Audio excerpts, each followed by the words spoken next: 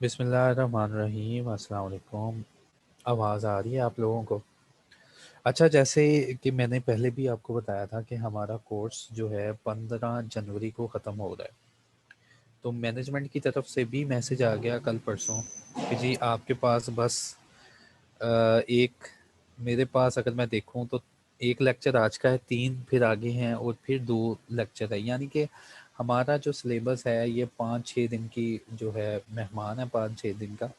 और उस सिलेबस में भी मैं आपको बता दूंगा कि आपने क्या करना है। तो बड़े ही एहतियात से, बड़े प्यार से यार आप लोगों ने इसको पास करना है। और कोई भी बच्चा मुझे ऐसा ना मिले यार कि जिसने ऑनलाइन मुझसे पढ़ा समझा और ये कह दे कि मैं फ़ेल हो गया हूँ, क्योंकि ये बहुत ही नहायत ही आसान सब्जेक्ट है। यकीन करो, मैं अपने बच्चों को समझाता हूँ कि ये अकाउंटिंग से भी ज़्यादा आसान है। अकाउंटिंग में तुम कंसेप्ट पढ़ते हो, सीखते हो, फिर जब तक 5-6 बार तुमने न्यूमेरिकल नहीं ना करना, तुम इस काबिल नहीं होते कि उसके कंपोनेंट्स के जवाबात तुम दे सको।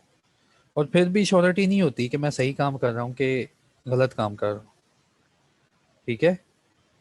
तो लेकिन ये एक इतना प्यारा, इतना सोना और इतना चंगा सब्जेक्ट है कि अगर इसको मुझसे अच्छी तरह सुन लोगे ना तो पहली अटेम्प्ट में पास हो जाता है। तो अभी स्टूडेंट्स आ रहे हैं, 2-3 मिनट बाद मैं फिर यही लेक्चर जो है ना स्टार्ट करूँगा, उनको भी एडवाइस करूँगा। और फिर हम जो है वाइंडिंग अप की तरफ चलेंगे, अपना कोर्स जो है उसको वाइंड अप करते हैं।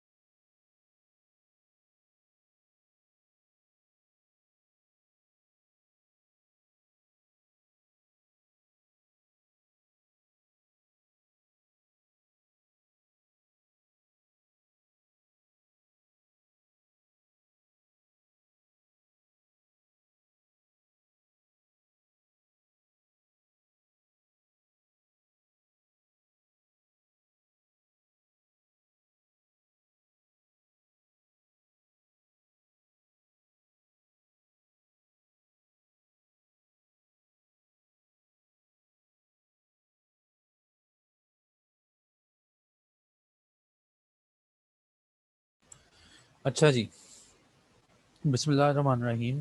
होपफुली हमारा कोरम जो है वो पूरा हो गया 24 स्टूडेंट्स का। तो मज़ीद जो है वो स्टूडेंट्स आएंगे। तो मैंने आपको ये चलो ये दवाइयाँ कल मान एंड पे रखेंगे। अच्छा, सबसे पहले अब्दुल सबूत का क्वेश्चन आया, सर ये कैंसलेशन में और वाइंडिंग अप में क्या फ़र्क है? देखो बच्चों, मैंने जब भी तुम्हें ये मुदारबा पढ़ाया तो मैंने सबसे पहले यही कन्फ्यूजन होती है, अगर ना बातें बताई जाए तो यही कन्फ्यूजन होती है कि यार ये चल क्या रहा है। पहले तो समझ ही नहीं आती कि हो क्या रहा है। कभी मुदारबा कह देता है, कभी मुदारबा कंपनी, कभी वाइंडिंग अप, कभी कैंसलेशन। तो मैं मुझे भी अपनी स्टूडेंट लाइफ में पढ़ते पढ़ते और बहुत कन्फ्यूजन रही थी इसमें कि ये हो क्या रहा है। जब तक आप इन कंसेप्ट की बेस नहीं ना बनाते फिर आपको नहीं पता चलता क्या हो रहा है। अच्छा, बेस मैंने आपको क्या बनाई थी कि कंपनी अलहदा है, जिसका नाम हमने रखा हुआ है मुदारबा मैनेजमेंट कंपनी।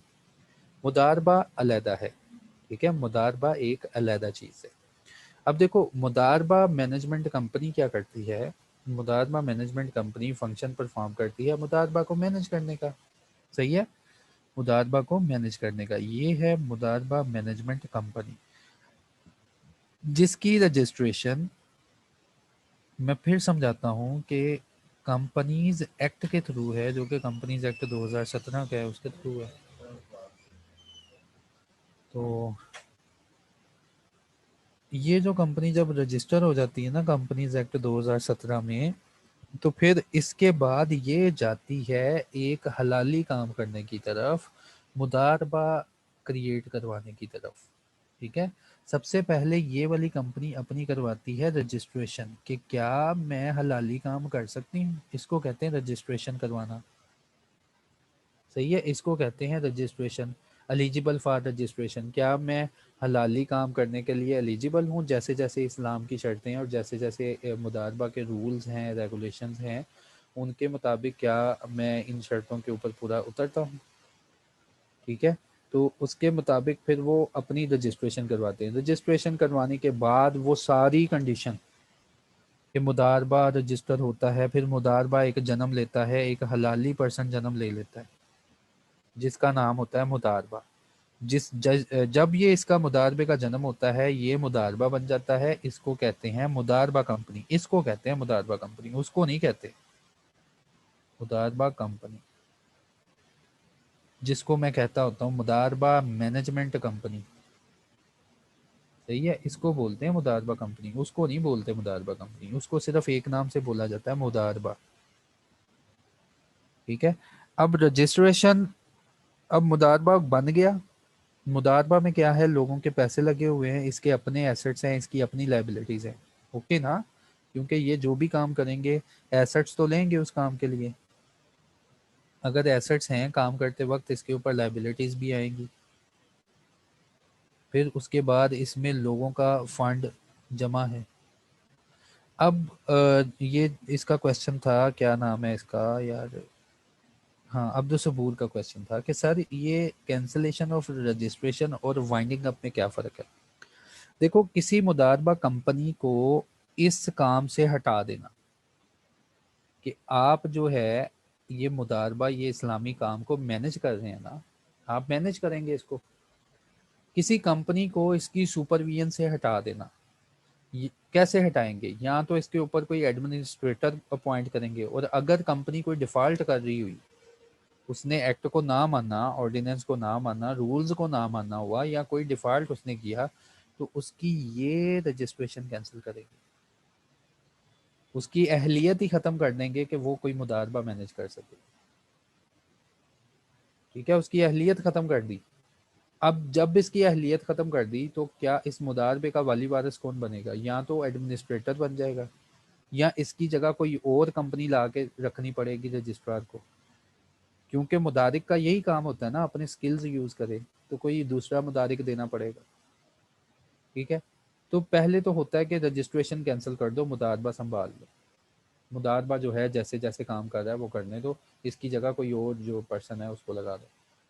फिर दूसरा ये ऑप्शन होता है कि इस मुदारबे को, इसकी बात हो रही है, इसकी बात नहीं हो रही, इसकी तो वाइंडिंग अप होगी एज पर कंपनीज एक्ट 2017, क्योंकि ये उनको जवाब दे है ना।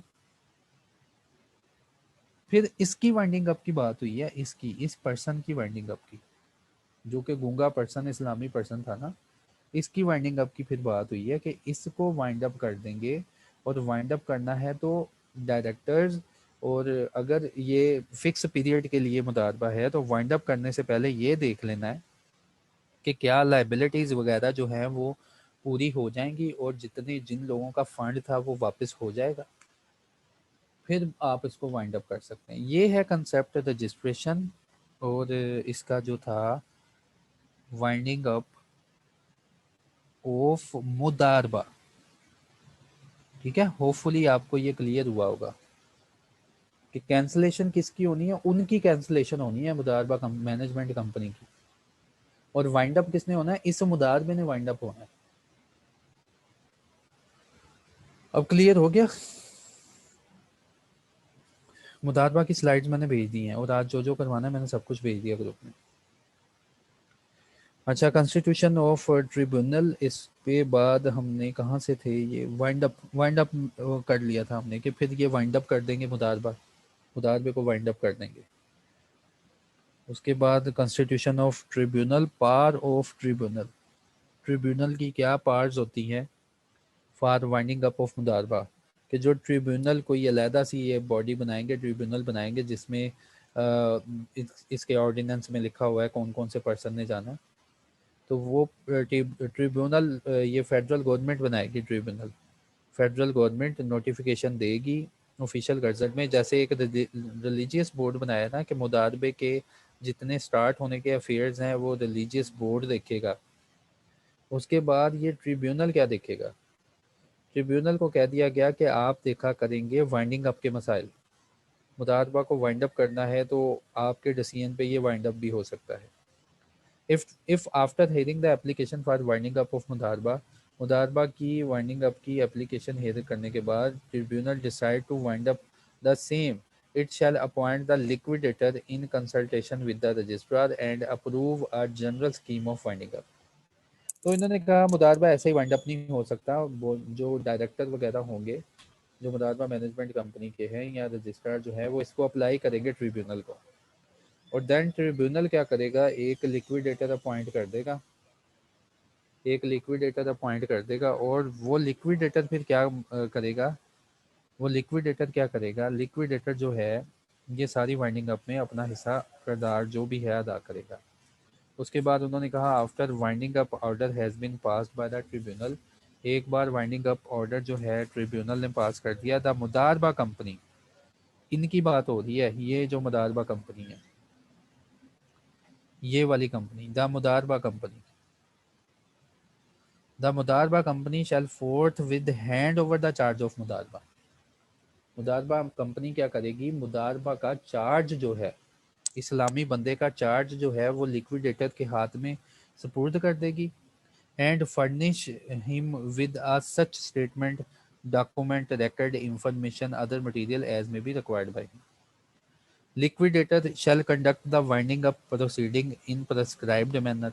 लिक्विडेटर जो होगा, जो भी उसके पास तरीकाकार दिया जाएगा ट्रिब्यूनल की तरफ से, उस प्रेस्क्राइब्ड मैनर को फॉलो करते हुए लिक्विडेटर इस मुदारबा को लिक्विडेट कर देगा under the control and direction of tribunal, tribunal की सुपरविजन में। उसके बाद winding up proceeding shall be completed within a period of 1 year, winding up जो है 1 ईयर के अंदर कंप्लीट करनी है from the date of appointment of liquidator. जब लिक्विडेटर अपॉइंट हो जाएगा ना, तो उसकी अपॉइंटमेंट से ऑनवर्ड 1 ईयर के अंदर अंदर सारे मुदारबा के अफेयर्स को कंट्रोल और वाइंड अप करना है। Unless the tribunal for special reason to be recorded in writing extend the period, unless ये जो ट्रिब्यूनल है पीरियड एक्सटेंड ना कर दे। During the winding up proceeding के दरमियान ट्रिब्यूनल में allow the administrator appointed by the registrar. अच्छा, अगर ये मुदारबा मैनेजमेंट कंपनी नहीं हो गई मुदारबा के ऊपर, अगर उसने कोई काम गलत किया होगा तो रजिस्ट्रार तो एडमिनिस्ट्रेटर अपॉइंट कर देगा ना उसके ऊपर। तो इन केस अगर एडमिनिस्ट्रेटर लगा हुआ हो अंडर सेक्शन 20 जो कि कल हमने पढ़ा था, during the winding up proceeding tribunal में अलो द एडमिनिस्ट्रेटर, उस एडमिनिस्ट्रेटर को अलो करेगा appointed by the registrar to continue to function, कि फंक्शन अपने कैरी ऑन रखे, or may appoint an administrator to manage the modaraba till the disposal of the proceedings, कि तब तक इसको मैनेज रखे जब तक ये प्रोसीडिंग जो है इनका फैसला नहीं हो जाता, जो वाइंडिंग अप प्रोसीडिंग चल रही होती है। तो ये पढ़ लिया हमने पार्ट्स ऑफ ट्रिब्यूनल, और उसके बाद सर्कमस्टांसेस इन विच मुदारबा में be wound up by tribunal. कौन से सर्कमस्टांसेस हैं जिसमें ट्रिब्यूनल खुद कह देता है कि बस अब ये जो मुदारबा है इस्लामी बंदा है इसका जनाजा करवाना है। A mudarba shall be wound up by the tribunal on the application made by the registrar if in case of mudarba for fixed period on expiry of that period, or in case of mudarba for specific purpose on accomplishment of this purpose, the declaration has not been filed with the registrar within the period specified in that section। कहते हैं कि जो declaration पीछे मांगी है ना director से, कि डायरेक्टर और उसके एम्प्लॉयज़ वगैरह डेक्लेरेशन देंगे कि फ़िक्स पीरियड, ये 3 साल का मुदारबा था, 3 साल पूरा हो गया, और हम ये डिक्लेयर करते हैं, हम ये अल्लाह की कसम खाते हैं कि लाइबिलिटीज़ भी पूरी कर देंगे, उसके बाद लोगों का फ़ंड भी वापस दे देंगे। कहता अगर वो डेक्लेरेशन नहीं ना आई तो रजिस्ट्रार अप्लाई कर देगा इसकी वाइंडिंग अप के लिए। In case of any mudarba, the registrar has declared that, और in any other case, ये तो फिक्स पीरियड का बता दिया, इन एनी अदर केस, इसके अलावा अगर कोई केस है, इसके अलावा कोई अदर केस है तो उसके लिए उन्होंने बताया in any other case modaraba is unable to discharge its liabilities. Mudarba is unable to discharge its liabilities. The accumulated losses of Mudarba exceed the 50% of the total amount of subscribed by the Mudarba certificate holders.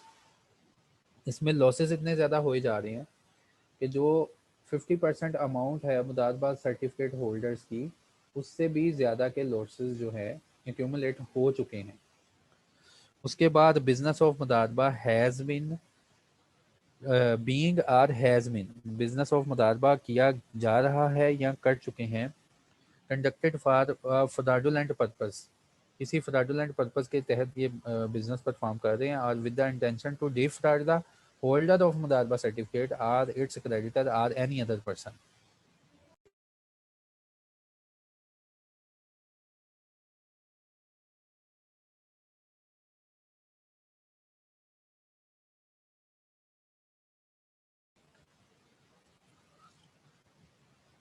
और नीचे वाले case में any other case में उन्होंने बताया कि तो registrar के पास पावर है, अगर ये काम होते हैं तो ट्रिब्यूनल को अप्लाई कर सकता है कि मुदारबा को वाइंड अप कर दिया जाए।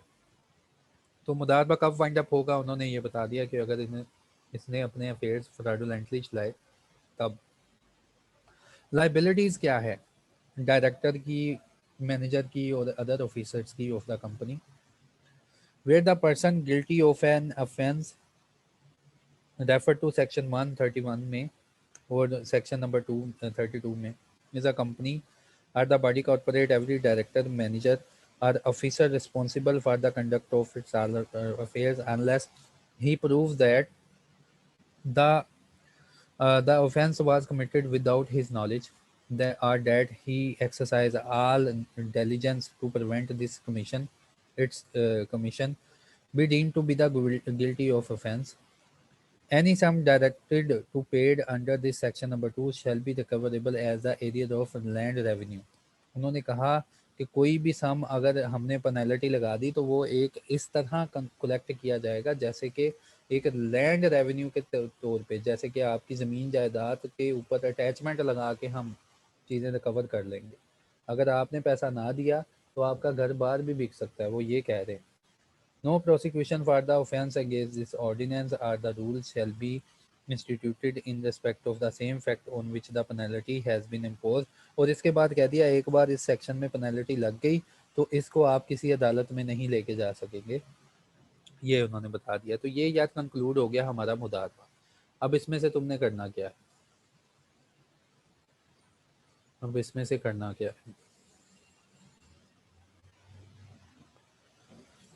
रिलीजियस बोर्ड कभी भी नहीं आया, रिलीजियस बोर्ड कभी भी नहीं आया, लेकिन फिर भी अगर होपफुली शायद हमारी बातें कोई सुन रहा है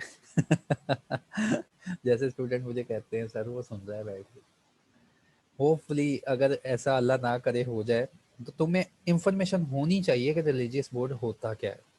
ठीक है, मुझे पता है यार रिलीजियस बोर्ड को क्या होता है। ये फेडरल गवर्नमेंट ने अपॉइंट किया है, उसके बाद इसमें 3 मेंबर होते हैं, 2 मजहबी स्कॉलर होंगे, एक जो है पर्सन होगा जो एलिजिबल टू बी द जज ऑफ हाई कोर्ट। ठीक है, और फिर इनको कंपनसेशन मिलती है, फिक्स डे 500 और स्केल 20 के ऑफिसर के अलाउंसेस मिलते हैं, बस बात खत्म। रिलीजियस बोर्ड का काम क्या होता है, हमने चंगी खासी सुना के आनी। काम क्या होता है रिलीजियस बोर्ड का जी, जब भी कोई कंपनी मुदारबा फ्लोट करने लगती है ना तो रिलीजियस बोर्ड की अप्रूवल चाहिए, ये पर्पस देखता है कंपनी का। क्लियर हो गया, फारग हो गया रिलीजियस बोर्ड, ऐसा छोटा सा बना के लिख लो अपने पास। ओके हो गया। फिर उसके बाद टाइप ऑफ मुदारबा, मुदारबा कितनी किस्म का होता है ये तुम्हें पता होना चाहिए, 2 किस्म का होता है, स्पेसिफिक पर्पस और दूसरा क्या उसका नाम है मल्टीपर्पस। बस इसको define plot syllabus with marks percentage sending, मेरी बातें सुन के किया है कोई नहीं, करने दो यार, कितना कर लेंगे, टेंशन ना लो, टेंशन ना लो। टाइप्स ऑफ मुदारबा भाई तुम्हें आना चाहिए, ये बिल्कुल ऐसी बातें हैं जो कि तुम्हें याद करने में कोई मसला नहीं होगा। एलिजिबिलिटी में तुम्हें 3 पॉइंट आने चाहिए बस। एलिजिबिलिटी में अगर मुझे आ गया ना एग्जाम में, बताएं जी एलिजिबिलिटी क्या होगी मुदारबा की, सबसे पहले मैं लिखूंगा जी लंबी चौड़ी बात कि वो रजिस्टर्ड होना चाहिए कंपनीज एक्ट 2017 के मुताबिक। फिर मैं लिखूंगा इसका कैपिटल होना चाहिए 2.5 मिलियन। ठीक है, फिर मैं तीसरी बार लिखूंगा इसके डायरेक्टर कभी भी कोई फ्रॉड वगैरह नहीं करेंगे। चौथी बार मैं लिखूंगा इसके डायरेक्टर वगैरह कभी भी किसी का वो फंड वगैरह उन्होंने सस्पेंड नहीं किया होगा। बस बात खत्म। क्यों सर खपाना हमने? सही हो गया। 2-3 पॉइंट बस याद होने चाहिए कि बस मेरी बात कंटिन्यू हो सके, और फिर मैं इसको नहीं जाने दूंगा कहीं। इसकी एलिजिबिलिटी मिलती जुलती है उन एलिजिबिलिटीज से जो डायरेक्टर्स की हमने पढ़ी थी किसी ज़माने में, याद है? एक दो पॉइंट उठा के वहाँ से लिख दिया कि डायरेक्टर वगैरह ये कभी इंसॉल्वेंट ना हुए हैं, तो हो जाना ये भी। तो दो तीन पॉइंट यहाँ से, ताकि मेरा गुजारा चल जाए। और एक बात याद रख लेना, अगर कोई और कंपनी है तो उसको 7.5 मिलियन का कैपिटल एग्रीगेटेड, जिसमें से 2.5 मिलियन का मुदारबा के लिए सेपरेट रखना बस। रजिस्ट्रेशन के लिए कितने डॉक्यूमेंट चाहिए बस ये पता होना चाहिए। 5 copies memorandum, 5 copy certificate of incorporation, treasury challan, 5 copies audit report बस। Precise description of business being done, बस और कुछ नहीं याद करना।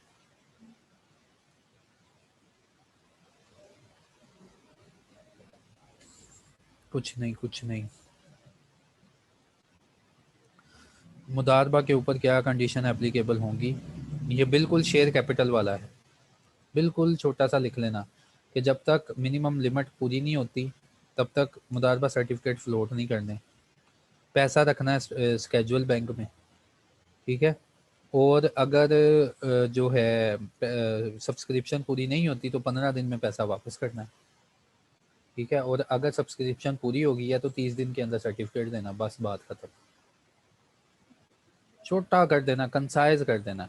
और जब तुम इसको लैपटॉप पे लिखने बैठोगे ना तो बड़ा बड़ा लंबा लंबा लिखा जाएगा, ये टेंशन ना लो, लेकिन पॉइंट तुम्हें क्लियर होने चाहिए। तीसरा भी हो गया, ये भी हो गया। मुदारबा कंपनी की कंडीशन क्या है, ये रहने दो, ये भी रहने दो। Preparation of annual account circulation audit भी रहने दो। पावर टू इशू डायरेक्शन भी रहने दो। कैंसिलेशन ऑफ रजिस्ट्रेशन, इसके 2 पॉइंट क्लियर होने चाहिए। वो किधर गया? इसके ना 2 पॉइंट क्लियर होने चाहिए कि रजिस्ट्रेशन कब कैंसिल होती है। किसकी रजिस्ट्रेशन यार? मुदारबा मैनेजमेंट कंपनी की। मुझे पता है कि अगर ये पब्लिक इंटरेस्ट के खिलाफ हुआ, अगर मुदारबा के अफेयर्स जो है, मुदारबा मैनेजमेंट कंपनी ठीक तरह नहीं रन कर रही, ठीक है, या मैनेजमेंट जो है कोई फ्रॉड कर रही है, इसकी रजिस्ट्रेशन कैंसिल हो सकती है। वो एक्सेप्ट करेगा तुम्हारा लिखा हुआ, ना कोई चीज़ भी ऐसी छोड़ के ना आना जो तुमने ना लिखी हो। मिलता जुलता कोई लाजमी तुमने 4-5 बातें सुना के आनी है, कंपनी एक्ट के मुताबिक लिखोगे, ठीक लिखोगे। अब तुम्हारी प्रैक्टिस इतनी हो गई है, 4-5 उसको खरी खरी सुना के आनी।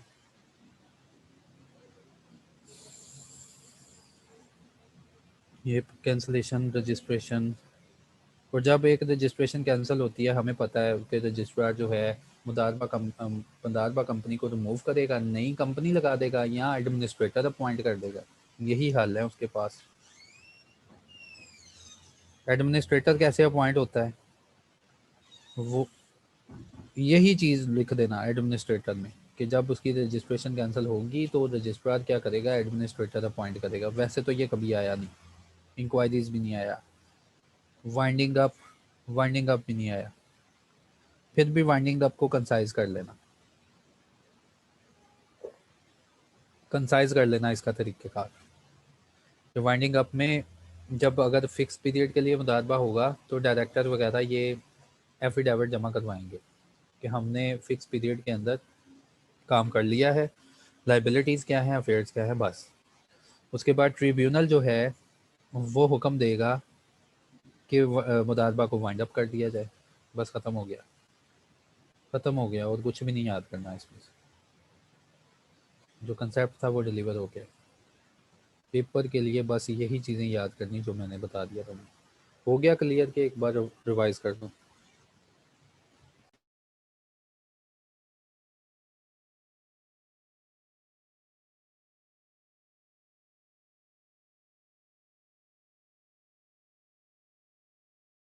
हो गया क्लियर ये सारा? इसमें कोई चीज़ रहती तो नहीं? बस इसमें यही याद करना है तुमने, मुदारबा कितनी किस्म का है, मुदारबा बनाने के लिए एलिजिबिलिटी क्या होनी चाहिए, उसके बाद डिवाइस, नेट डिस्कनेक्ट हो गया था, नेट डिस्कनेक्ट हो गया, चलो लेक्चर अपलोड आ ही जाना है। मैंने ये बताया कि रिलीजियस बोर्ड किस तरह लिखना है, उसके बाद टाइप्स पता होनी चाहिए जो कि पेपर में आता है हमें, उसके बाद एलिजिबिलिटी के 2-3 पॉइंट क्लियर होने चाहिए। इसमें मेन जान वाले जो पॉइंट है वो 2.5 मिलियन, कंपनी होनी चाहिए, डायरेक्टर एम्प्लॉयज़ ने कभी फ्रॉड ना किया हो, डायरेक्टर एम्प्लॉयज़ ने कभी मॉरल टर्प्टीट्यूड ना की हो, डायरेक्टर एम्प्लॉयज़ वो ही उठा के लिख दो डायरेक्टर का, जो डायरेक्टर में पढ़ा था, डायरेक्टर एम्प्लॉय ने ये वो ना किया हो। ठीक है, तो 3-4 पॉइंट मिल मिला के ख़त्म करो इस कहानी को। उसके बाद रजिस्ट्रेशन, मैंने कहा कि थर्ड नंबर पे ये आ जाएगा कि रजिस्ट्रेशन करवानी है, कौन से डॉक्यूमेंट चाहिए, बस। उसके बाद मैंने कहा और कुछ नहीं याद करना तुमने, नीचे चले जाना, नीचे से तुमने करना है ये कंडीशन एप्लीकेबल टू मुदारबा, ये हमने बिल्कुल एक कहानी बनाई थी, वही कहानी लिख देना कि मुदारबा फ्लोट नहीं करना जब तक रजिस्ट्रार और रिलीजियस बोर्ड की अप्रूवल ना आ जाए। अच्छा, पैसा जो है आपने बैंक में रखना है, जो कि स्टेट बैंक कहता है स्केड्यूल बैंक में रखना चाहिए। तो उसके बाद तुम बता देना, अगर मिनिमम सब्सक्रिप्शन अचीव नहीं हुई 15 दिन के अंदर पैसा वापस कर देना, अगर मिनिमम सब्सक्रिप्शन अचीव हो गई है तो 30 दिन के अंदर सर्टिफिकेट इशू कर देना, बस बात खत्म। उसके बाद मैंने बताया कुछ भी नहीं करना, कैंसलेशन ऑफ रजिस्ट्रेशन देख लेनी है बस, कि रजिस्ट्रेशन कब कैंसिल होती है, छोटा सा कंसाइज कर लेना, हमें पता है बातें नहीं मानेगा तो ही रजिस्ट्रेशन कैंसिल हो रही है। और रजिस्ट्रेशन कैंसिल करने से पहले मुदारबा मैनेजमेंट कंपनी को बीइंग हर्ड कर लेना, बस। और रजिस्ट्रेशन जब कैंसिल होती है तो रजिस्ट्रार के पास ऑप्शन होती है कि या दूसरी मुदारबा कंपनी उसकी जगह लगा दें या एडमिनिस्ट्रेटर जो है वो अपॉइंट कर दे। इंक्वायरीज वगैरह नहीं पढ़ना, वाइंडिंग अप जो है वो भी नहीं पढ़ना, वाइंडिंग अप को बस कंसाइज कर लेना कि वाइंडिंग अप के अफेयर्स कब स्टार्ट होंगे। ट्रिब्यूनल में मैंने बताया कि पार्ट्स ऑफ ट्रिब्यूनल क्या है, ट्रिब्यूनल की पार्ट्स ये है कि वो मुदारबा को वाइंड अप करवा सकता है, वो एक लिक्विडेटर अपॉइंट कर देगा जो कि मुदारबा के अफेयर्स वगैरह को टेक ओवर कर लेगा और लिक्विडेशन कंप्लीट कर देगा विद इन 1 ईयर, बस बात खत्म हो गई, मुदारबा खत्म हो गया, मुदारबा खत्म हो गया।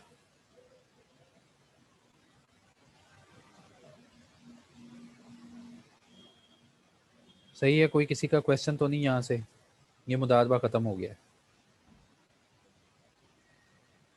अब ज़रा स्क्रीन में चेंज करके दूसरी साइड पे चले जाऊँ, ये है यार मुदारबा, इसमें से यही चीज़ें करनी है तुमने। अब स्क्रीन जो है मुझे चेंज करनी पड़ेगी, ठहरना, स्क्रीन में कर लूँ, ऐसे ओपन ही कर लूँ। हमारे सिलेबस में नेक्स्ट आता है सेक्रेटेरियल प्रैक्टिसेस, कि सेक्रेटरी की क्या रूल्स और रिस्पॉन्सिबिलिटीज़ होती हैं, ये डायरेक्टर क्या हैं, इसके लिए गाइडलाइन उन्होंने कहा है एससीसीपी की साइड से लेनी है। अच्छा, एफएक्यूज़ भी आते हैं, एफएक्यूज़ जो कि आपके सिलेबस में है कि एससीसीपी की साइड में ना एफएक्यूज़ पड़े हैं कि जो फ्रीक्वेंटली आस्क्ड क्वेश्चन है, कि कंपनी का लॉगिन कैसे बनाना है, उसके बाद ऐसे छोटे छोटे मज़ाहिया से क्वेश्चन, अच्छे अच्छे प्यारे प्यारे क्वेश्चन, कि मैं अपना लॉगिन कैसे बनाऊं, अच्छा मैं फॉर्म कैसे सबमिट करूं। तो एफएक्यूज़ मैं आपको भेजूंगा, वो एक नज़र पढ़ लेना, तुम्हें अच्छे लगेंगे और तुम कोई मसला नहीं होगा। एफएक्यूज़ में से भी एक आधा एमसीक्यू या 2 नंबर का क्वेश्चन लाजमी आ रहा है, तो एफएक्यूज़ नहीं छोड़ के जाने, फ्रीक्वेंटली आस्क्ड क्वेश्चन। तो ये सेक्रेटरी की रिस्पॉन्सिबिलिटी भी आ रही है, 2-3 नंबर का पूछ रहा है सेक्रेटरी का। देखो हमने ये ऐसी मैंने ये डॉक्यूमेंट डाउनलोड किया है एससीसीपी की साइट से, ठीक है, उसने गाइडलाइन प्रोवाइड की है, इसमें उन्होंने बताया हुआ है कि डायरेक्टर की क्या रूल्स और रिस्पॉन्सिबिलिटीज़ होती हैं और जो सेक्रेटरी है कंपनी का उसकी क्या रूल्स एंड रिस्पॉन्सिबिलिटीज़ होती हैं, कौन से डॉक्यूमेंट प्रोवाइड करने होते हैं कमीशन को। तो ये सारी इन्फॉर्मेशन इस आपको डॉक्यूमेंट में मिलेगी। डायरेक्टर की रूल्स एंड रिस्पॉन्सिबिलिटीज़ तो हमने नहीं पढ़नी, ठीक है, क्योंकि ये तो सारा चैप्टर हमने उधर से पढ़ लिया है। इसमें कोई ज़रूरत नहीं हमें ये पढ़ने की। ये तो गाइडलाइन प्रोवाइड की है। लिमिटेड का मसला मतलब क्या होता है, कंपनी क्या होती है, ये जनरल गाइडलाइन। मैं उस पे चला जाऊँ तो इसने सारा यो वो एक्ट ही उठा के लिखा हुआ है, डायरेक्टर कौन होगा, रिस्पॉन्सिबिलिटी क्या होती है, ये चीज़ें नहीं आपने पढ़नी।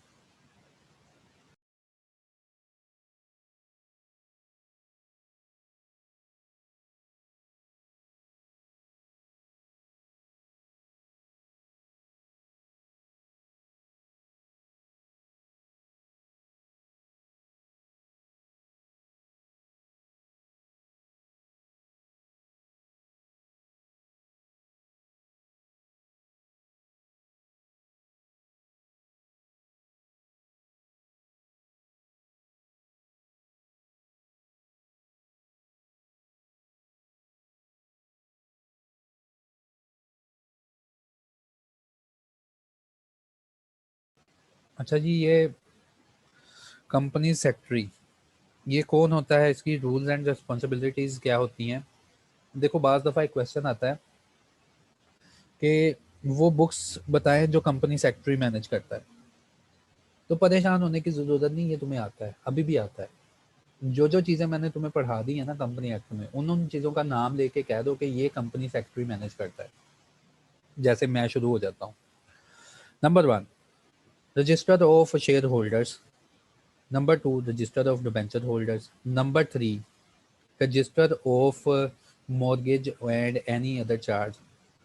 Number 4, register of directors and officers. ठीक है, कौन कौन सी बुक मैनेज करता है। नंबर 5, एजीएम का रिकॉर्ड्स। नंबर 6, मिनट्स और प्रोसीडिंग के रिकॉर्ड्स। देखा कितना आसान हमने जवाब दे दिया, हमें रट्टा लगाने की ज़रूरत नहीं है। देखना वही चीज़ें होंगी, हमें बताएगा कि कौन सी स्टैट्यूटरी बुक्स होती हैं जो कि एक सेक्रेटरी जो है वो मेंटेन करता है। पहले ये देख लेते हैं ताकि ये क्वेश्चन तो हमारा क्लियर हो जाए ना। हमें अभी ये देखो वही हुई ना बात यार, तुम लोग यकीन ना करना मेरे ऊपर। देखो प्रॉक्सी रजिस्टर, प्रॉक्सी फार्म, जितना कंपनी एक्ट मुझसे पढ़ लिया उन टॉपिक मेन टॉपिक का नाम क्या है लेके उसके साथ रजिस्टर लिख देना। Register of buyback, register of mortgage charge, register of debenture holder, register of director other officer, register of contracts, register of director. ठीक है, 3 4 5 6 नाम लिख देना और जितने जेन में नाम आए उतने लिख देना, 7 सेक्शन लिखने की जरूरत नहीं है। तो एक पॉइंट एक क्वेश्चन तो यहीं पे याद करवा दिया तुमने कि, और ये आता होता है यार, ये आता है और पास पेपर में एक दफ़ा आ चुका है। ये जो हमारा डाटा बैंक है ना इसमें तो आ चुका है। और दूसरा जो पास पेपर में मैनुअल की बात करूं तो उसमें तो ये आता रहता है कि कौन कौन से बुक्स ऑफ अकाउंट इसकी जिम्मेदारी है सेक्रेटरी की मैनेज करना। बस जो जो तुमने मुझसे कंपनी एक्ट में पढ़ लिया उसका नाम लेके उससे पहले रजिस्टर लिख देना। उसके बाद 3 पॉइंट तुमने पढ़ने हैं। इसका इंट्रोडक्शन लिखा हुआ है, कंपनी सेक्रेटरी क्या है, ये लॉ को ग्रेजुएट होना चाहिए, इसको समझ होनी चाहिए कंपनीज एक्ट की, ये वो, ये पढ़ने की ज़रूरत नहीं है तुम्हें। सेक्रेटेरियल फंक्शन क्या होते हैं, कोई से 3 या 4 पॉइंट पढ़ोगे सेक्रेटेरियल फंक्शन के, वो तुम्हें याद हो जाएंगे। जैसे कि ये इंश्योर करे बिजनेस जो है, कंपनी का बिजनेस मेमोरेंडम के मुताबिक ही चल रहा है। ठीक है, इंश्योर करें कि बिजनेस और आर्टिकल के मुताबिक चल रहा है। कंपनी की जब मीटिंग होनी है तो उसका एजेंडा चेयरमैन से कंसल्ट करके बना दे। अरेंज करे, कॉल करे, होल्ड करे मीटिंग को। बस कितने आसान पॉइंट है यार, तो 4 पॉइंट तुमने लिखने हैं क्योंकि 5 नंबर का क्वेश्चन होना है। जब 4 पॉइंट लिखोगे, छठा 7वां पॉइंट तुम्हें तंग करेगा कि यार लिख लो मुझे भी। ठीक है, जो सारा कंपनी एक्ट में पढ़ा है ना हमने, ये मीटिंग होनी चाहिए, डायरेक्टर का इलेक्शन होना चाहिए, तो वहां भी सेक्रेटरी आ जाता है। अटेंड करे मीटिंग को अच्छी तरह, लीगल रिक्वायरमेंट फिल करे, फिर आगे इलेक्शन ऑफ डायरेक्टर का लिख देना। इंश्योर करे कि डायरेक्टर का इलेक्शन जो है वो टाइम पे हो रहा है, और डायरेक्टर का इलेक्शन पूरी वो जो लॉ की रिक्वायरमेंट है उसके मुताबिक हो रहा है। कुछ भी लिख दो, कबूल होगा। ठीक है, रट्टा नहीं मारना, रट्टा नहीं मारना। अगर रट्टा मारेंगे तो हम डर जाएंगे, हमें ये होगा, फियर होगा कि भूल गए हैं, भूल गए हैं ना यार। ये तो बड़ा ही प्यारा एक्ट है और बड़ी अच्छी समझ आने वाला एक्ट है। ये हमारे, मैं कहता होता हूँ बच्चों को समझाता हूँ, ये हमारा ब्लड है, ये हमारे खून में शामिल है। अगर कोई बंदा हमसे पूछेगा ना, हम उसको 5-6 खरी खरी सुना के आएंगे, हमने ऐसे नहीं रुकना। तो यार इसमें से कोई से 4 से फंक्शन, और वो 4 फंक्शन वही होंगे जो तुमने सारा मेरा कंपनीज एक्ट सुना होगा। तो अभी भी मैं अगर मैं तुमसे पूछूंगा तो कोई ना कोई बात तो मुझे सुनाओगे तुम। तो वही बात, लीगल ऑब्लिगेशन क्या है इसकी। लीगल ऑब्लिगेशन के एससीसीपी को कौन कौन सी चीज़ें ये देगा। देखो, लीगल ऑब्लिगेशन है मीटिंग को अरेंज करना, इशू नोटिस करे, और उसके बाद यार तुम ऐसा करना कि लीगल ऑब्लिगेशन ही याद कर लेना। और ये जो है ना, सेक्रेटेरियल फंक्शन और लीगल ऑब्लिगेशन ये मिलती जुलती हैं। एक चीज़ ही याद कर लेना, वो दोनों के लिए काफ़ी होगी। Implement policies formulated by the director, deal with the correspondence with the company and the shareholder। ये फंक्शन ही हुए ना सेक्रेटेरियल फंक्शन। तो कोई से कोई 4-5 इधर से याद कर लो, बस वही इनको लिख देना। अगर ये आ गया तो वही फंक्शन इधर लगा देने हैं। और अगर आगे वाला क्वेश्चन आ गया कि ऑब्लिगेशन बता दे तो वही फंक्शन इधर लगा देने। अब मुझे ये ना कहना सर अगर दोनों आ गए, क्योंकि ऐसा पॉसिबल नहीं होना, क्योंकि 5 या 4 नंबर का क्वेश्चन आना चाहिए।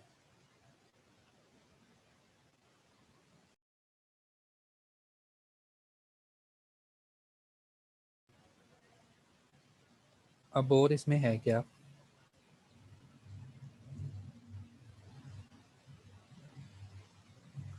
अदर ड्यूटीज़ हमने कोई नहीं याद करनी, और कुछ नहीं याद करना इस डॉक्यूमेंट में। ये मैंने भेज दिया आपको डॉक्यूमेंटेशन।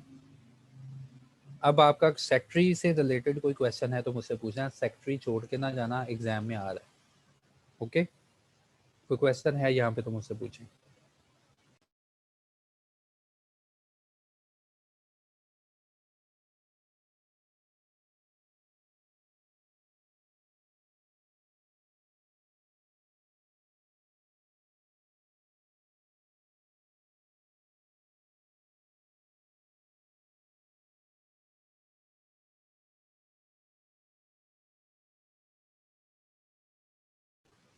कोई क्वेश्चन है आप लोगों का।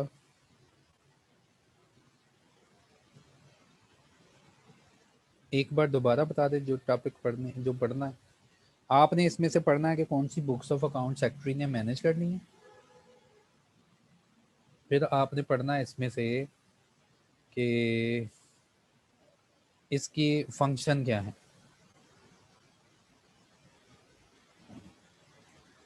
सर अब हमारी क्लास है FACR की, हम जाएं।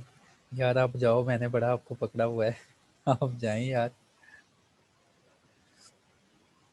कौन से टॉपिक रह गए हैं, छोटे से टॉपिक रह गए हैं।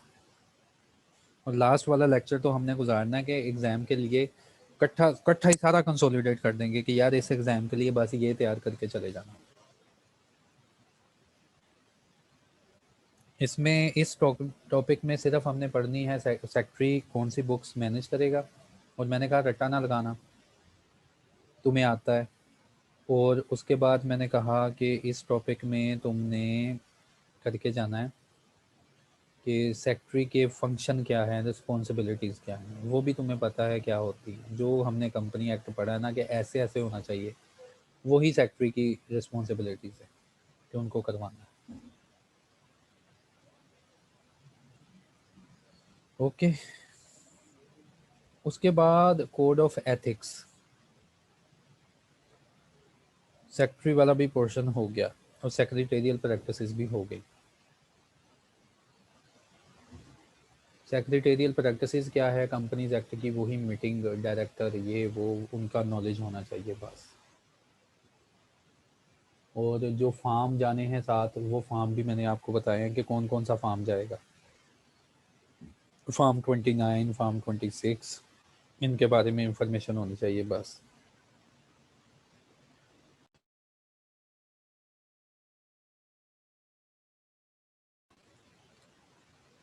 कोड ऑफ एथिक्स क्या है, जो कि एक अकाउंटेंट पे लगते हैं। देखें, ये कोड जो है ना वर्ल्ड वाइड है, ये आईफैक ने इशू किए हुए, इंटरनेशनल फेडरेशन ऑफ अकाउंटेंट ने इशू किए हुए। ठीक है, तो ये आईफैक ने इशू किए थे 2009 2008 में इशू किए थे, जो कि सारी अकाउंटिंग बॉडीज जो कि पाकिस्तान में इवन के पूरी दुनिया में चलती हैं, वो इनकी कंप्लायंस देती हैं कि हाँ जी, हम सच में वही चीज़ों को फॉलो कर रहे हैं जो चीज़ें आपने हमें सिखाई हैं। ठीक है, इसको कहते हैं कोड ऑफ एथिक्स, कि एक एथिकल क्या रिक्वायरमेंट है अकाउंटिंग वर्ल्ड में। हम कहते हैं ना यार ये एथिक्स नहीं है काम के, हम कहते हैं कि यार ये जो काम है, ये काम तो तुमने कर दिया लेकिन ये एथिकल प्रैक्टिस नहीं है, ये एथिक्स नहीं गवारा करते कि इस काम को करना चाहिए। तो अकाउंटिंग में कोड ऑफ एथिक्स को इंट्रोड्यूस किया गया और आपको समझाया गया कि कल को आपने एक ऐसी पोजीशन पे जाना है जो रीजनेबल पोजीशन होगी, तो उसने उसमें आपने प्रॉफिट ही कमाना तुम्हारा मकसद नहीं होना चाहिए। कुछ एथिकल रिक्वायरमेंट होती हैं जो कि तुमने देखना है और उसके मुताबिक तुमने अपना कोई डिसीजन वगैरह देना है। तो इसलिए उन्होंने कह दिया कि इनको पता होना चाहिए बच्चों को कि कोड ऑफ एथिक्स क्या होते हैं एक अकाउंटेंट के लिए। तो ये इशू किए हैं आईफैक ने, जो कि हमारे पास भी मौजूद हैं और सारी अकाउंटिंग बॉडीज़ के पास मौजूद हैं। मुझे नेट पे आज जल्दी से यही मिल गया तो मैंने इसी को डाउनलोड कर लिया। फंडामेंटल प्रिंसिपल क्या है, मैं पानी पी लूँ फिर बात कंटिन्यू करते हैं।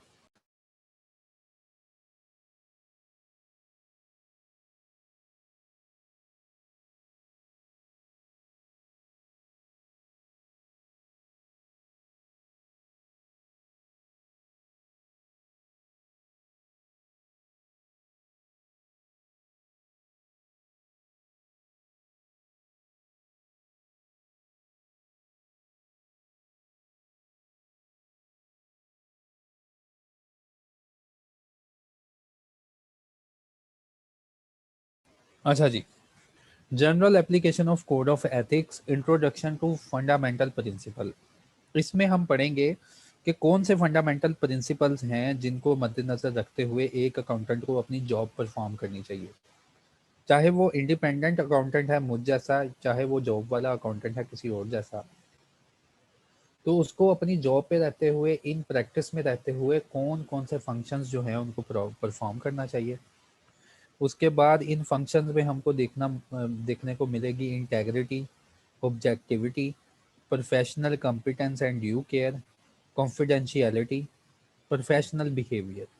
पहले तो आपको ये समझाएंगे कि ये जो चार पांच प्रिंसिपल हैं ये होते क्या हैं।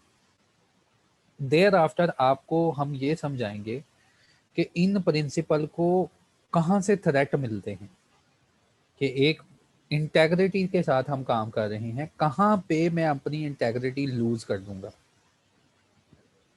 मैं ऑब्जेक्टिव व्यू से काम कर रहा हूँ, कहाँ पे और किन किन सर्कमस्टांसेस पे हम जो है मैं अपने ऑब्जेक्टिव को छोड़ सकता हूँ। उसके बाद प्रोफेशनल कंपिटेंस और ड्यू केयर, कहाँ पे मैं प्रोफेशनली इनकम्पिटेंट हूँ, और अगर मैं प्रोफेशनली इनकम्पिटेंट हूँ तो क्या एथिकल रिक्वायरमेंट है कि क्या मुझे ऐसे क्लाइंट का काम करना चाहिए जिस काम के बारे में मुझे कोई पता ही नहीं, हाँ फिर भी मैं कर देता हूँ, तो उसमें मेरी क्या एथिकल रिक्वायरमेंट होंगी। ये होते हैं थ्रेट्स वगैरह। फिर इसके बाद इन्होंने ना हमें समझाए हैं सेफ गार्ड, कि आपने कौन से सेफ गार्ड यूज़ करने। वो कमांडर सेफ गार्ड नहीं यूज़ करना, हमने वो सेफ गार्ड यूज़ करने हैं कि कल को अगर कोई मसला हो उससे पहले ही बच जाओ। ठीक है, तो ऐसे सेफ गार्ड इस जो है ना कोड में बताए गए हैं आई फैक की तरफ से, जो कि सारे अकाउंटेंट्स को पता होना चाहिए। तो जनरल प्रिंसिपल क्या है, पेज नंबर 9 पे चलते हैं।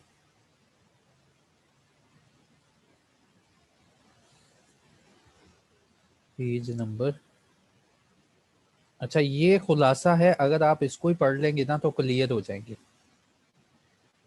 कि जनरल प्रिंसिपल कौन से होते हैं। There are 5 fundamental principles of code of ethics. ये लाजमी करके जाना, ये वाला पॉइंट जो है ना, ये लाजमी तुम लोगों ने करके जाना है। कोड ऑफ एथिक्स के कितने प्रिंसिपल होते हैं, ये पूछ रहा है तुमसे एग्जाम में।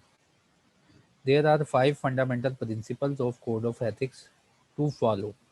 ये वो 5 गिने चुने प्रिंसिपल हैं जो कि एक अकाउंटेंट को फॉलो करने पड़ेंगे। ठीक है, तो एक अकाउंट को कौन से प्रिंसिपल फॉलो करने पड़ेंगे? इंटेग्रिटी। इंटेग्रिटी क्या होता है? इंटेग्रिटी क्या होता है? वो कहता है जी, मैसेज आ गया।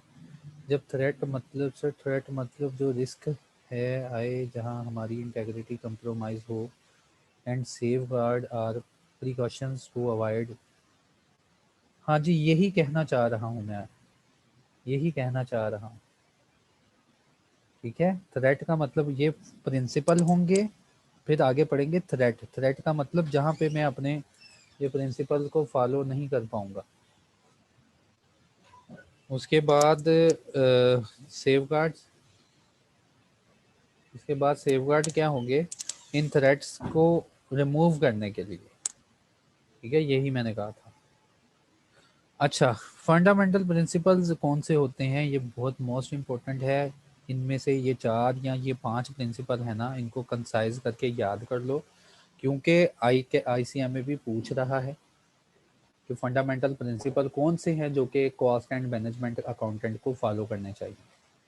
तो आप यही लिखेंगे कि कॉस्ट एंड मैनेजमेंट अकाउंटेंट को ये 5 फंडामेंटल प्रिंसिपल जो है ना आने चाहिए। इंटेग्रिटी। इंटेग्रिटी क्या है? To be straightforward, honest in all professional and business relationship. इस सारे कंसेप्ट को आगे चल के वो एक्सप्लेन करेगा, लेकिन तुम एग्जाम में बैठ के इतना ही लिख दोगे, काम चल जाएगा। क्योंकि 4-5 नंबर का ये क्वेश्चन होना है, ये काफ़ी है 4-5 नंबर के लिए। इंटेग्रिटी का मतलब क्या है कि अपनी डीलिंग में स्ट्रेट फॉरवर्ड रहें, ऑनेस्ट रहें, और जो भी आपका प्रोफेशनल है या बिजनेस रिलेशनशिप है उसमें। Objectivity, to not allow bias, conflict of interest और अनड्यू इन्फ्लुएंस ऑफ अदर्स। कहता है आपने जो काम करना है ना उसको सही प्रोफेशनल तरीके से करें। आपने अपने काम को ख़राब नहीं करना। कैसे नहीं ख़राब करना? कि कंफ्लिक्ट ऑफ इंटरेस्ट आ गया। कंफ्लिक्ट ऑफ इंटरेस्ट का क्या मतलब?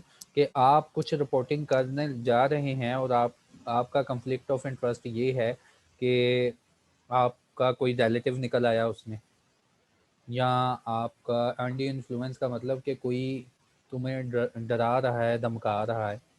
ठीक है, तो अनड्यू इन्फ्लुएंस कोई शो तुम्हारी ऑब्जेक्टिविटी के ऊपर कोई अपनी पावर शो करवा रहा है।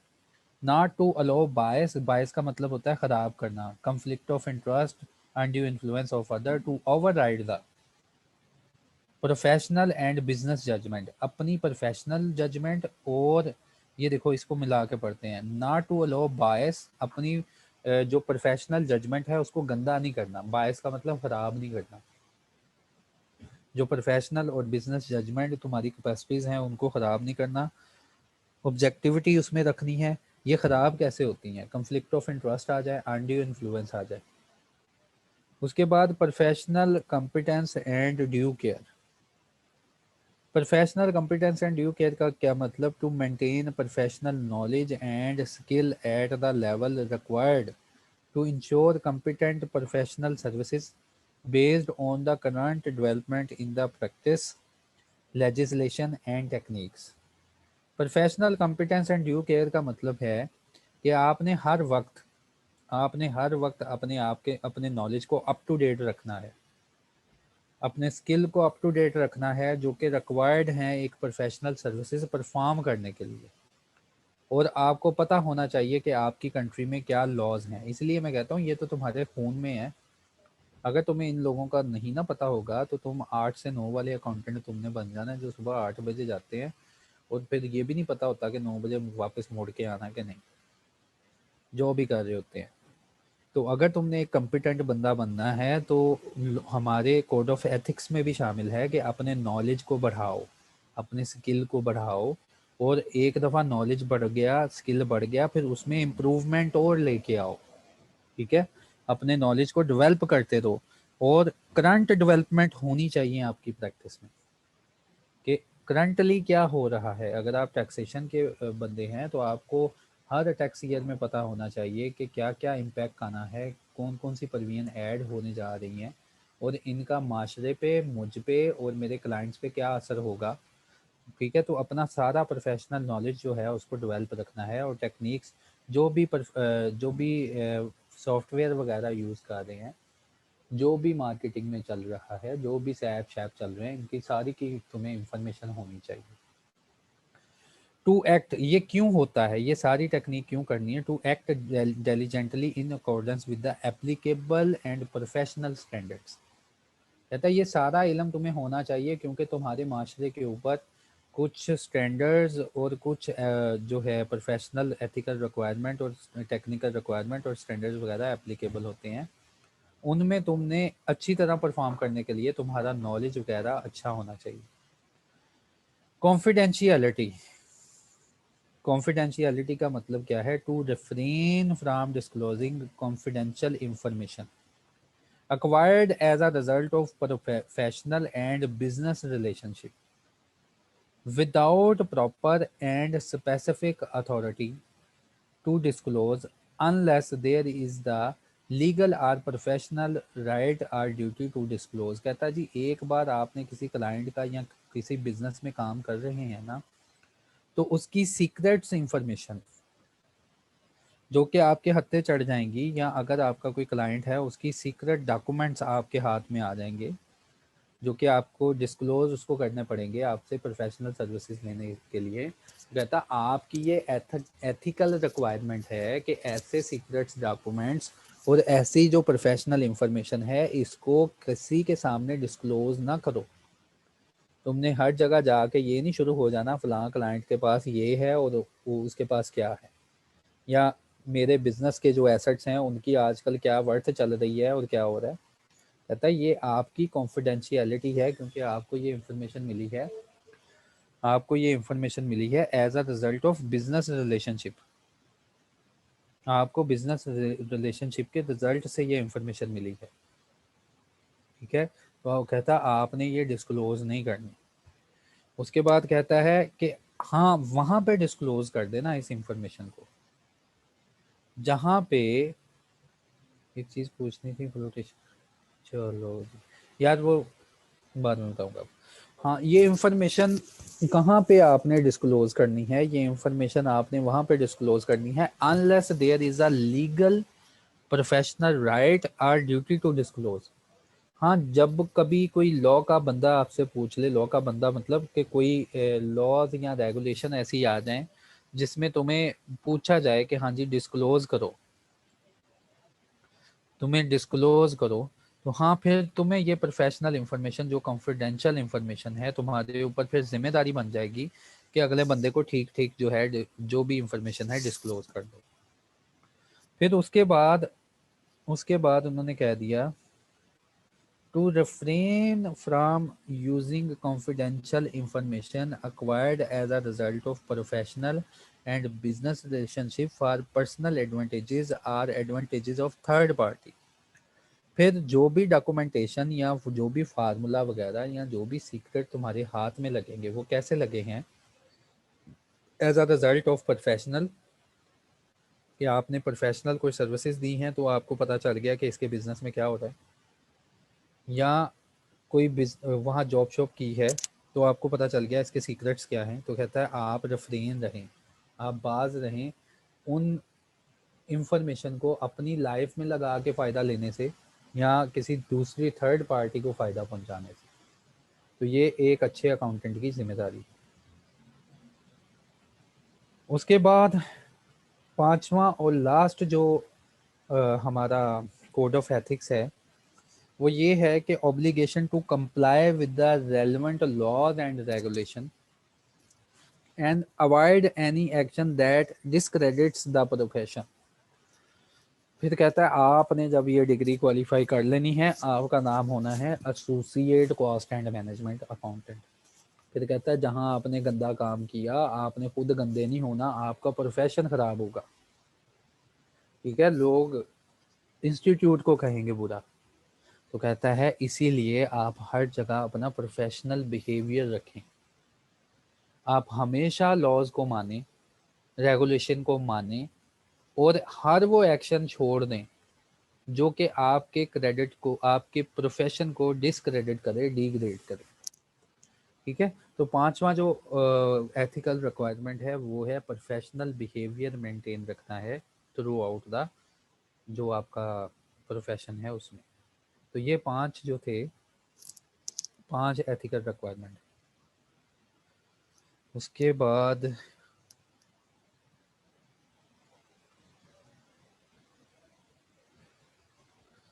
थ्रेट्स देखने दो। इंटेग्रिटी, ये सारा उसने बताया हुआ है कि इंटेग्रिटी क्या होती है। मुझे थ्रेट्स देखने दो कि अब थ्रेट्स कहाँ पे है, और कॉन्फिडेंशियलिटी फलां, ये आपने वही खुलासा याद करना, आपने ये चीज़ें पढ़ने नहीं चले जाना कि मैं ज़रा डिटेल में ज़रा चेक तो करके आऊँ कि कॉन्फिडेंशियलिटी होती क्या है। थ्रेट्स एंड सेफगार्ड, कोई थ्रेट्स, हाँ ये होते हैं थ्रेट्स, ये पेज नंबर 14 पे बयान किए गए हैं। ठीक है, ये है थ्रेट्स।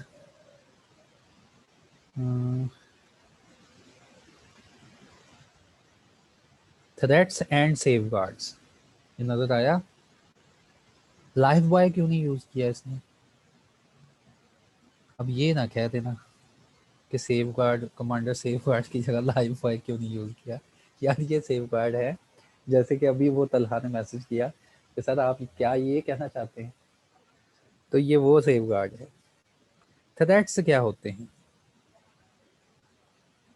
थ्रेट्स में be created by the broad range of relationship and circumstances. कहता है जो हमने 5 प्रिंसिपल आपको दे दिए हैं ना, उनकी खिलाफ वर्जी करने के लिए थ्रेट्स क्रिएट हो जाते हैं कि हो सकता है आपको उन 5 प्रिंसिपल पे चलने ना दिया जाए। तो वो कौन कौन से वाकयात होते हैं जो कि आपको 5 प्रिंसिपल से साइड पे कर देते हैं, उनको कह दिया इन लोगों ने थ्रेट्स। ठीक है, उन उन उन चीज़ों को कह दिया थ्रेट्स, और थ्रेट्स की कैटेगरीज बना दी गई कि जैसे 5 प्रिंसिपल की कैटेगरीज है ना, इसी तरह थ्रेट्स की कैटेगरीज बना दी गई कि थ्रेट होते कितने किस्म के। थ्रेट्स फॉल इनटू वन और more of the following category. बच्चों इसमें से क्वेश्चन तुम्हें आना है, और क्या आना है, या तो तुम्हें वो पूछेगा बेसिक प्रिंसिपल क्या होते हैं, या थ्रेट्स पूछेगा, या सेफगार्ड पूछ लेगा। ठीक है, बड़े आसान चीज़ें हैं ये। थ्रेट्स फॉल इनटू वन और more of the following categories. Threats जो हैं एक से ज़्यादा कैटेगरीज में फॉल होते हैं। अब वो कैटेगरीज कौन कौन सी हैं? Self interest threat, the threat that financial और other interest will inappropriately influence the accountant, chartered accountant कह लो या कॉस्ट एंड मैनेजमेंट, क्योंकि तुम्हें आना कॉस्ट एंड मैनेजमेंट अकाउंटेंट का सवाल, तो तुम यहाँ पे सीएमए का नाम यूज करोगे। सेल्फ इंटरेस्ट का मतलब है थ्रेट दैट फाइनेंशियल और other interest will inappropriately influence the CMA judgement और बिहेवियर। कहता है सेल्फ इंटरेस्ट थ्रेट तो क्या होता है, अपना जाती मुफाद कहीं पे नजर आ गया। वो जाती मुफाद क्या होगा, या तो फाइनेंशियल होगा या अदरवाइज होगा। पहला थ्रेट ये होता है कि आप 5 प्रिंसिपल को नहीं मानेंगे, 5 को नहीं मानेंगे या 5 में से किसी एक को नहीं मानेंगे। पहला थ्रेट क्या है? Self interest. आपने अपना जो इंटरेस्ट है उसको सिक्योर करने की खातिर, वो इंटरेस्ट या तो तुम्हें रिश्वत लग गई है, या कोई ऐसी चीज़ मिल गई है फाइनेंशियल या अदरवाइज, या किसी पार्टी की फेवर में चले गए।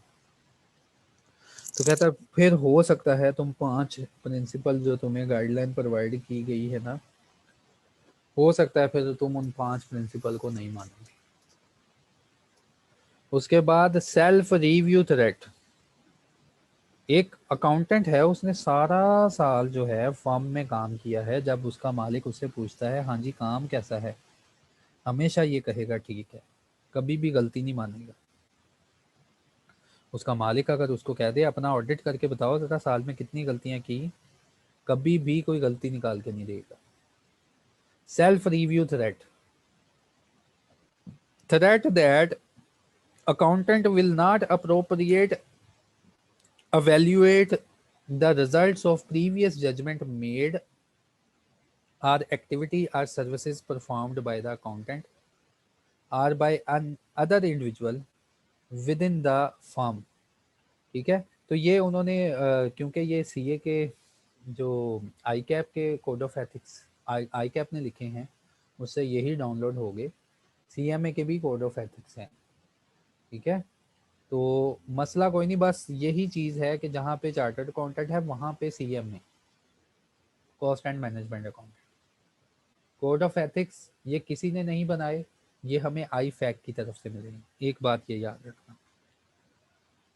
तो थ्रेट है कि जो अकाउंटेंट है will not evaluate the result previous judgement and activity performed by him, कि अगर उसको रिव्यू करने के लिए दे दिया जाए उसी का काम, तो कहता है अच्छी तरह रिव्यू नहीं कर सकेगा ना, वो वाली एक्टिविटी को दोबारा इवेल्युएट कर पाएगा जो कि उसने ऑलरेडी टाइम लगा के परफॉर्म कर दी है। और अगर उसको दोबारा कह देना कि गलतियां चेक कर लो अपनी, तुमने गलत परफॉर्म किया काम, तो कभी भी कहता जी वो अकाउंटेंट 5 प्रिंसिपल को गोली मार देगा, कभी भी ये नहीं कहेगा मैं गलत हूँ अगर उसने काम परफॉर्म कर लिया।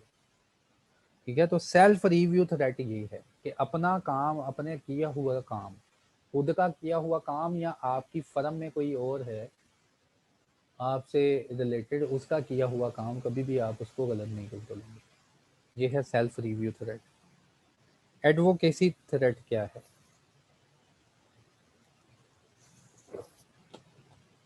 Advocacy threat, threat that a accountant will promote a client's or employer positions to the point that the accountant objectivity is compromised।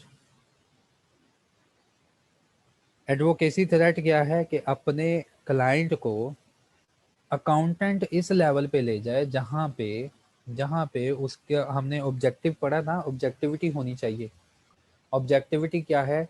Straight forward रहना है और विदाउट किसी एंडियो इन्फ्लुएंस और किसी के प्रेशर में आए बगैर काम करना है। एडवोकेसी थ्रेट क्या है कि अपने क्लाइंट को इस तरह प्रमोट करना, अपने अपने जो है एडवोकेसी थ्रेट क्या है कि अकाउंटेंट अपने क्लाइंट को इस लेवल पे प्रमोट कर दे कि उसकी ऑब्जेक्टिविटी पर कंप्रोमाइज हो जाए, कि उसकी स्ट्रेट फॉरवर्ड और जो ऑब्जेक्टिव है वो इन्फ्लुएंस होना शुरू हो जाए। इसको वो कहते हैं जी एडवोकेसी थ्रेट। फेमिलियरिटी थ्रेट क्या है? The threat that due to long and close relationship. Familiar threat क्या है कि क्लाइंट है बहुत पुराना, काम इसका कर रहे हैं, या मालिक है बहुत पुराना, काम इसका कर रहे हैं। familiarity threat, the threat that due to a long or close relationship, long और क्लोज रिलेशनशिप की वजह से विद द क्लाइंट और एम्प्लॉयर, क्लाइंट और एम्प्लॉयर की वजह से, वो क्लाइंट हो जाए या एम्प्लॉयर हो जाए, उसके साथ फेमिलियर इतने हो गए हैं कि लॉन्ग और क्लोज रिलेशनशिप है, that the accountant will too sympathetic to their interest और टू एक्सेप्टिंग देयर वर्क। कहता है पुराना और बहुत लंबा और बहुत वफादारी का एक रिलेशन है, जिसकी वजह से आपने क्या किया, अपने क्लाइंट को या अपने जो मालिक है उसकी हर बात मान ली, बहुत दिल आपका नरम हो गया उसके गलत काम के ऊपर भी, फिर भी कहता है आप जो है ना 5 प्रिंसिपल्स को फॉलो नहीं करेंगे। हो सकता है 5 को ना फॉलो करें, हो सकता है एक आधा प्रिंसिपल छोड़ दें। इंटिमिडेशन थ्रेट, ये थ्रेट है क्या? The threat that the accountant will deteriorate deteriorate from the threat that the accountant will deteriorate from acting objectively because of actual या perceived pressure, including attempts to exercise undue influence over the accountant. Intimidation threat क्या है? Intimidation threat वो है कि accountant एक अपना अच्छा काम कर रहा है लेकिन उसको थ्रेट्स मिल रहे हैं, उसको धमकियां मिल रही हैं। तो कहता है अकाउंटेंट को अगर ये काम मिल हो कि उसको थ्रेट्स हो, कोई धमकियां हो या उसके ऊपर अनड्यू इन्फ्लुएंस हो, तो वो अपने काम से मुनहरफ हो जाएगा। अपने जो उसका है ना, क्या इसका नाम है, 5 प्रिंसिपल जो हैं उनसे मुनहरफ हो जाएगा। वो 5 प्रिंसिपल को फॉलो नहीं कर पाएगा। प्रोनाउंस डिटर्ड, हाँ ठीक है, थैंक यू यार जाजेब। डेटर्ड हो जाएगा, वो डेटर्ड हो जाएगा, मुनहरफ हो जाएगा अपने। बाज़ दफ़ा अल्फाज यार ज़ुबान पे नहीं चढ़ते, क्या करें। डेटर्ड हो जाएगा अपने जो भी उसके हैं 5 प्रिंसिपल। तो यार ऊपर हैं 5 प्रिंसिपल, नीचे हैं उन्होंने बताए कि कौन कौन से इन 5 प्रिंसिपल्स के ऊपर थ्रेट आते हैं। तो अजान हो रही है, मैं ज़रा 2 मिनट खामोश हूँ, कोई क्वेश्चन है तो मुझसे पूछो, उतनी देर तक मैं सेफ गार्ड इसके जो है ना वो फाइंड कर लूँ।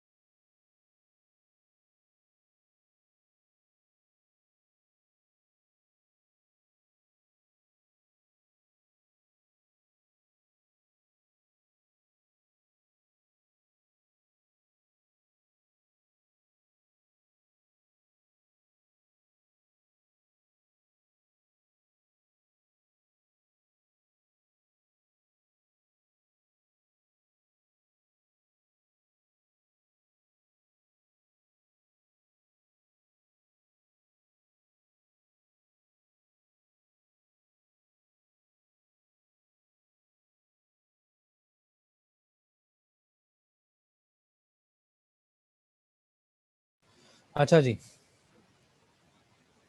अ, ये भी क्वेश्चन हो गया। अब इन थ्रेट्स को बचने के लिए अकाउंटेंट्स ने बनाए हुए हैं सेफ गार्ड। सेफ गार्ड क्या होते हैं कि अपने आप को बचाएं।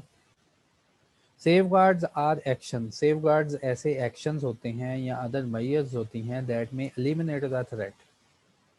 सेफ गार्ड वो ऐसी चीज़ें होती हैं जो कहता है जी आप पहन लेंगे तो आप इन थ्रेट्स को, जो 5 प्रिंसिपल से आपको मुनहरफ करेंगी, डटर करेंगी, उनसे आप बच जाएंगे।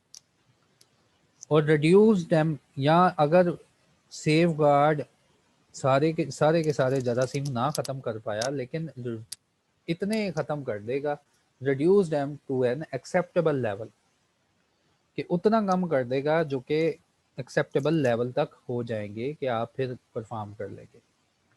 They fall into border category. Safe guard दो तरह के होते हैं। कहता कुछ सेफ गार्ड ऐसे होते हैं जो कि आपका प्रोफेशन, आपका इंस्टीट्यूट बनाएगा, लेजिस्लेशन या रेगुलेशन, जो आपके लॉज वगैरह बना देंगे। जैसे कंपनी एक्ट का सहारा ले सकते हो, जैसे कोई लॉ जिसमें रहते हुए परफॉर्म कर सकते हो, तुम सुना सकते हो कि ये बाय लॉ में ऐसे लिखा हुआ है, अगर हम लोगों ने गलती की तो सब लोग फंसेंगे। ठीक है। तो कहता है कुछ सेफ गार्ड ऐसे होते हैं जो कि आपका प्रोफेशन बनाया जाता है कि आपने इन इन गाइडलाइन में रहते हुए परफॉर्म करना है, या लेजिस्लेशन, आपके लॉज और रेगुलेशन बनाए जाते हैं। और कुछ सेफ गार्ड ऐसे होते हैं जो कि आपको अपने वर्क इन्वायरमेंट पे खुद लगाने पड़ेंगे।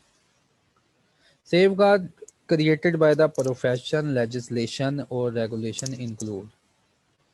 कहता है ये सेफगार्ड कौन से होते हैं जो कि एक प्रोफेशनल इदारा, लेजिस्लेशन लॉ बनाने वाले, और रेगुलेशन, और जो कि रेगुलेटरी बॉडीज होती हैं वो रखती हैं, वो बनाती हैं। ये कौन से सेफगार्ड हैं? पहले कहता है तालीम होनी चाहिए सबको। Educational training and experience requirements for entering into profession. कहता है सबसे पहले उस पोजीशन पे पहुंचने के लिए तुम्हारे पास तालीम, ट्रेनिंग, एक्सपीरियंस और प्रोफेशनल रिक्वायरमेंट्स होनी चाहिए।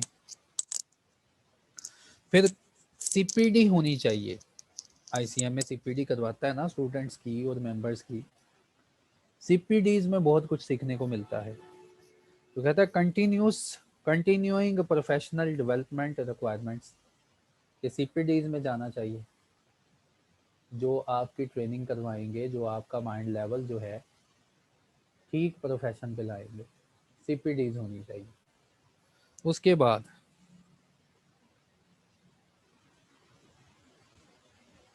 बाद कहता है जी कॉर्पोरेट गवर्नेंस रेगुलेशन। आपको कोड ऑफ कॉर्पोरेट का पता होना चाहिए। जो कोड है उसके मुताबिक आपको चलना चाहिए। फिर उसके बाद कहता है प्रोफेशनल स्टैंडर्ड्स। आप जब भी अकाउंटेंट बने तो प्रोफेशनल स्टैंडर्ड्स का साथ ना छोड़ें, उनमें रहते हुए परफॉर्म करें, उनको अपनी ज़िंदगी में रख लें। Professional or regulatory, monitoring and disciplinary procedures. और जो आपके लॉ ने बना दिए हैं डिसिप्लिन के प्रोसीजर, जो मॉनिटर करने के लिए जो भी रेगुलेशन है, आप उनको अपनाएं।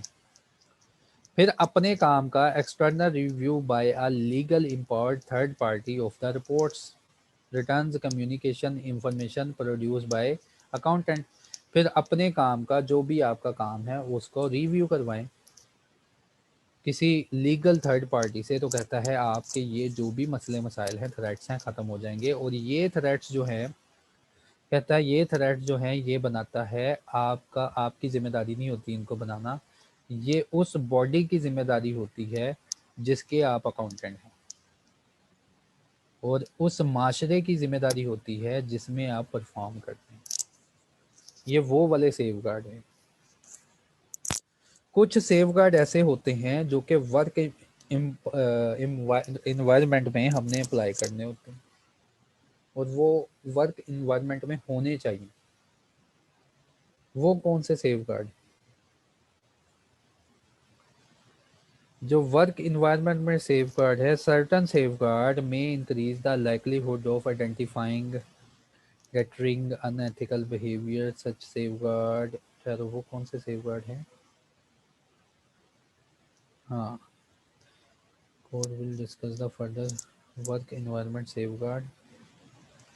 अब वर्क इन्वायरमेंट सेफ गार्ड किधर है?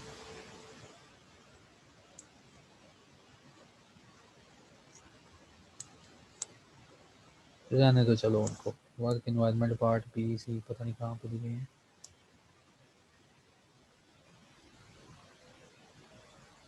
Work environment safe guard.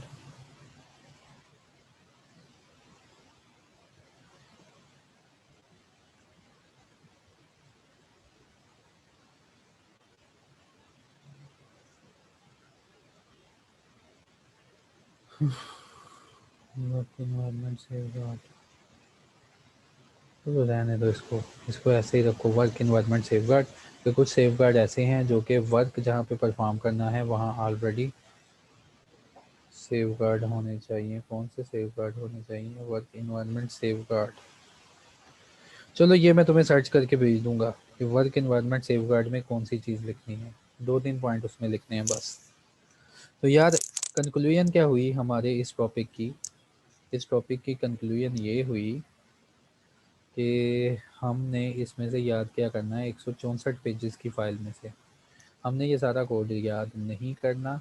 हमने सिर्फ ये देखना है कि कितने एथिकल प्रिंसिपल्स हैं। ये डिटेल में तो आगे बहुत बयान किए गए हैं, हमने कोई डिटेल नहीं पढ़नी। हमने एथिकल प्रिंसिपल में से ये सिर्फ 5 प्रिंसिपल जो है ना, इनको याद करना है। 5 प्रिंसिपल कौन से हैं? Integrity, objectivity, professional competence, due care, confidentiality, professional behaviour. ये हमारे 5 प्रिंसिपल हैं। उसके बाद इन 5 प्रिंसिपल को थ्रेट कहाँ से मिलता है? 5 प्रिंसिपल जो हैं उनको, उनके ऊपर चलने से कौन मना करता है? वो है पेज नंबर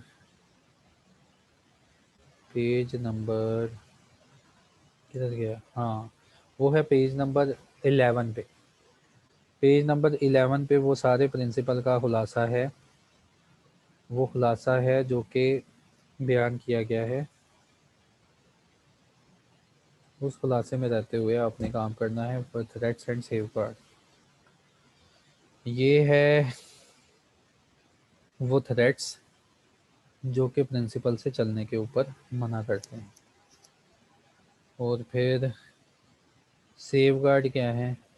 ये है सेफ गार्ड जो कि एक प्रोफेशनल बॉडी की ज़िम्मेदारी है बनाना। सेफ गार्ड आगे बताए हैं पेज नंबर पेज नंबर किधर गया? सेफ गार्ड भी पीछे ही थे, 11 के आगे ही सेफ गार्ड भी वहीं पे है, पेज नंबर 11 के आगे।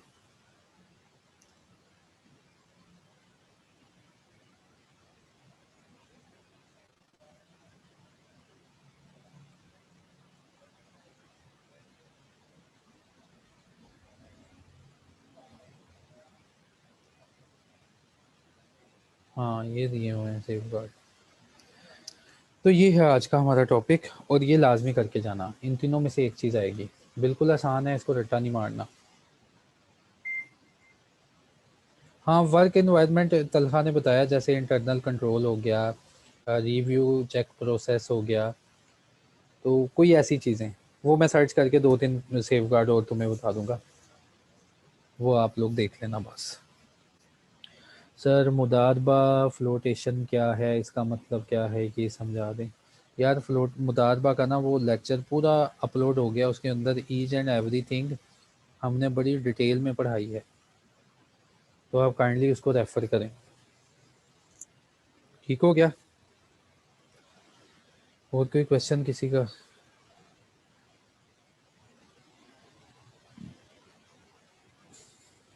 तो अगली सीरीज़ में हम एक जो है पब्लिक प्रोक्योरमेंट उसको ख़त्म कर देंगे, और बाकी आने वाले दिनों में स्टॉक एक्सचेंज उसको देखेंगे, और लास्ट जो लेक्चर होगा उसमें हम सारा कंपाइल कर देंगे कि हमने इस एग्ज़ाम में कौन सी चीज़ें लेके जानी है और क्या टेस्टिंग करवानी है अपनी।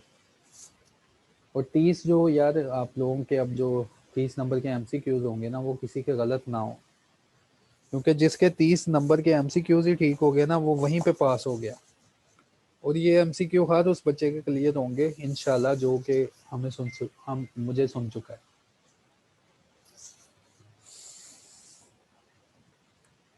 कोई क्वेश्चन किसी का? मैं 1 मिनट बैठा हूँ यहाँ पे।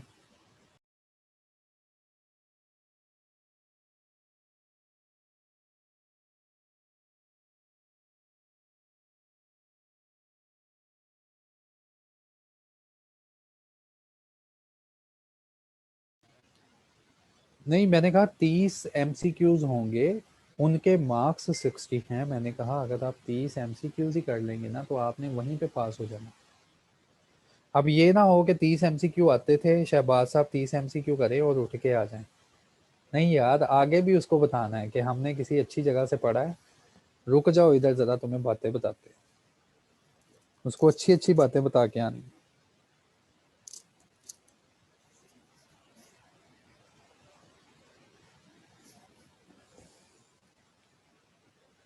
इंशाल्लाह इंशाल्लाह। चलें जी, अपना ख्याल रखिएगा। अल्लाह हाफिज़।